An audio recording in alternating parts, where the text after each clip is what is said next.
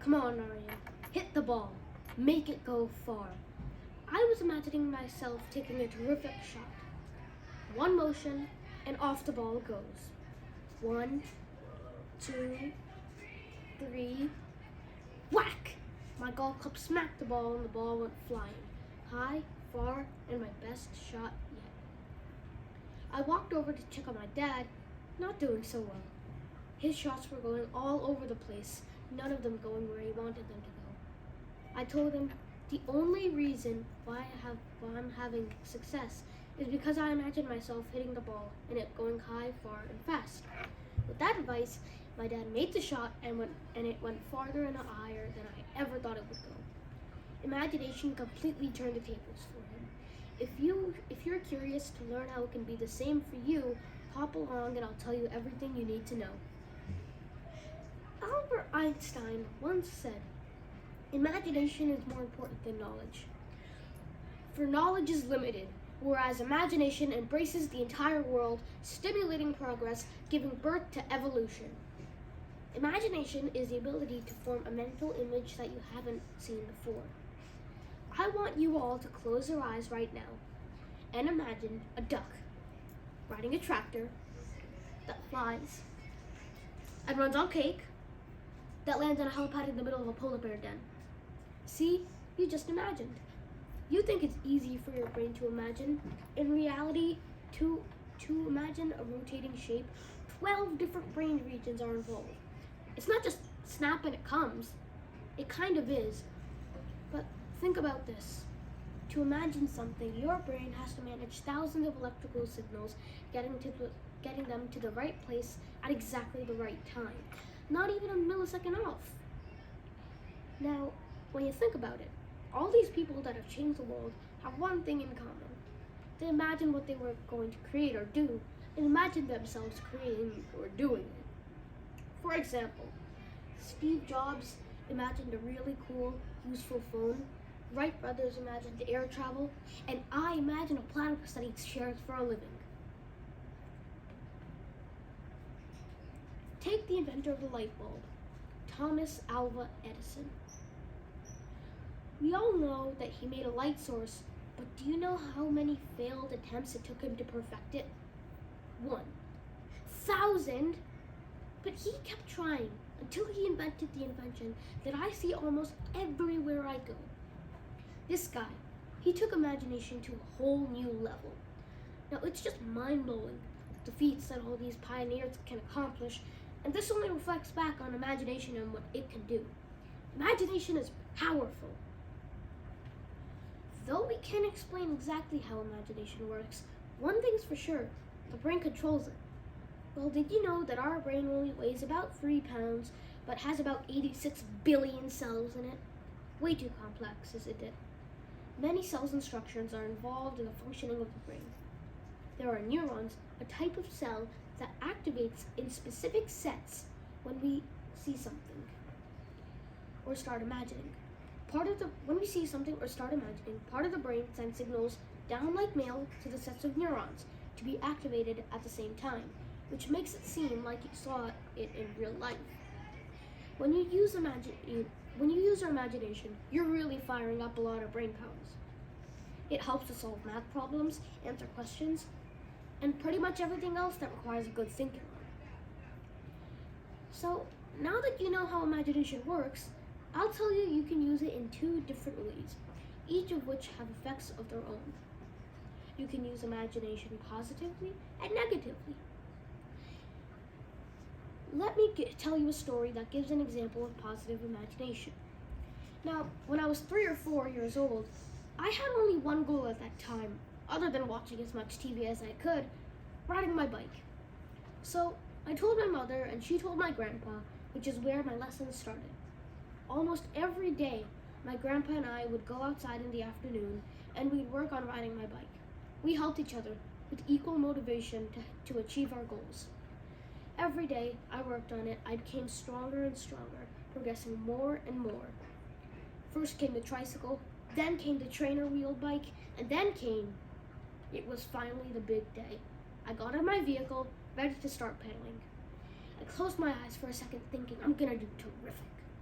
Then, with my determination and positivity off the charts, I pedaled like crazy, knowing that I would succeed all the way through. Then, when I got back to my driveway and got off my vehicle, my grandpa enthusiastically congratulated me.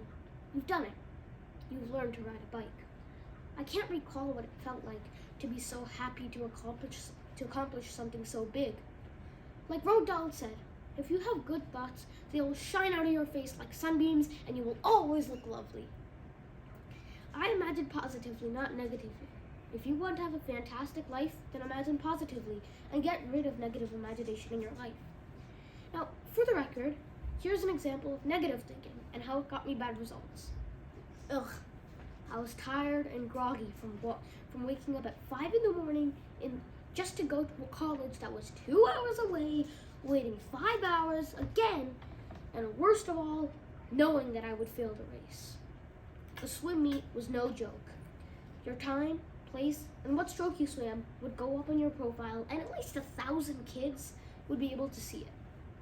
I was going to swim 100 IM, which stands for individual medley, and combines all 4 strokes into 4 consecutive laps: butterfly, backstroke, breaststroke, and freestyle.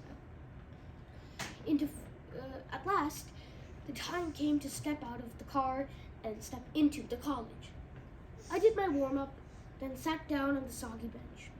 5 hours of boredom passed, negative pictures of last place and getting disqualified slowly forming in my head and beginning to take over my thoughts. Then came the shout, "All swimmers in Heat 2 Event 10 prepare to swim." I looked at the chart. Aryan Bhushan, Heat 2 Event 10, 100 IM. I bolted towards my lane and stood there, nervous as a toddler on the first day of daycare. Finally, the announcement came. "Heat 2, Event 10, get ready." Then came the quintuple whistles. Beep, beep, beep, beep, beep. That meant to get in position. Take your marks. Not a single muscle of mine twitched, but my brain was hyperactive, the images filling it again. Finally, beep! I jumped in the pool like a panther pouncing on its prey, hungry as ever. By the time I came out, I was as tired as a sloth that ran around the world. Once again, the negative picture started forming in my mind. I looked at the scoreboard. Aryan Bhushan, 3rd place out of 3 people. I swam a few more events, then went back home. When I got back, I asked my dad to check my profile. He pulled it up and showed it to me. I carefully scanned it, and right there, in front of my name, time, place, and what stroke I swam, there was a big, fat DQ. Using the past experience, I learned to imagine positively and never ever negatively. From then on, whenever I imagined positively before I swam, I got an average place, but at least no disqualified. So now that we know what positive versus negative uses of imagination are, I'll tell you this: imagination fuels creativity. To explain this idea, I devised an equation that took me literally 3 seconds to make. Like Einstein said E is equal to mc squared, I say imagination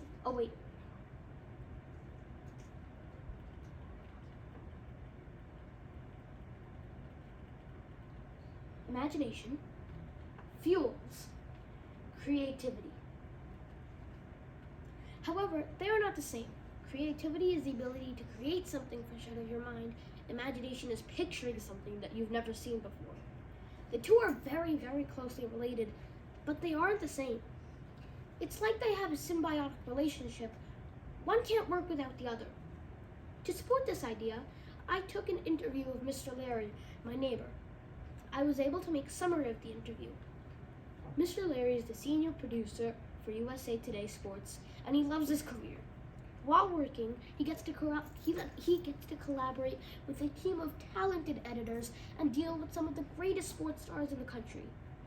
He thinks that imagination and creativity are extremely important when it comes down to what he does. He needs to creatively devise a plan to capture and maintain not only his audience's attention, but also his attention as well. Mr. Larry says, when you're using imagination, you're living, and you're doing what you're supposed to be doing. Mr. Larry often associates imagination with creativity as well because he thinks the two working together can create truly phenomenal things. He also thinks that creativity is constantly evolving. Overall, Mr. Larry believes that imagination and creativity are crucial to his career. I'll show you to further explain this idea. I'll show you an example of some artwork created by my classmates.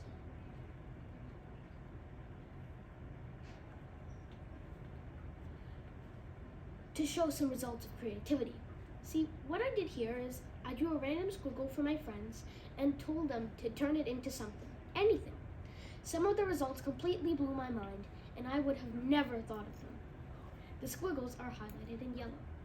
For example, here's one by Matthew, very detailed, and he spent days working on this. Next up, one by Rosie. It's very simple and she used her imagination wisely. Third, one by Haley. I was not expecting this and she made it in 2 seconds flat, which means that she knew exactly what to do. Here's one by Olivia. Once again, very simple, clear, and to the point. Here's one by Lucy. I was thinking of something completely different, and this reflects on how imagination can be. Now there's one by Mila. I can tell she was open to land, air, or sea. Here's one by Cooper, and I think it's the simplest, clearest drawing.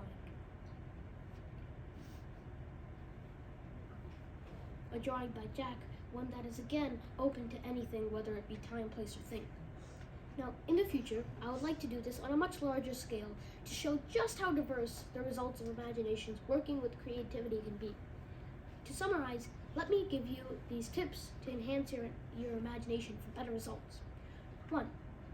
Think positive. As I mentioned earlier, positive imagination is key to success. 2. Focus. Don't get distracted. Put your mind to whatever you're doing. 3. Start small. Don't just think that you'll write a New York Times bestseller in 2 seconds.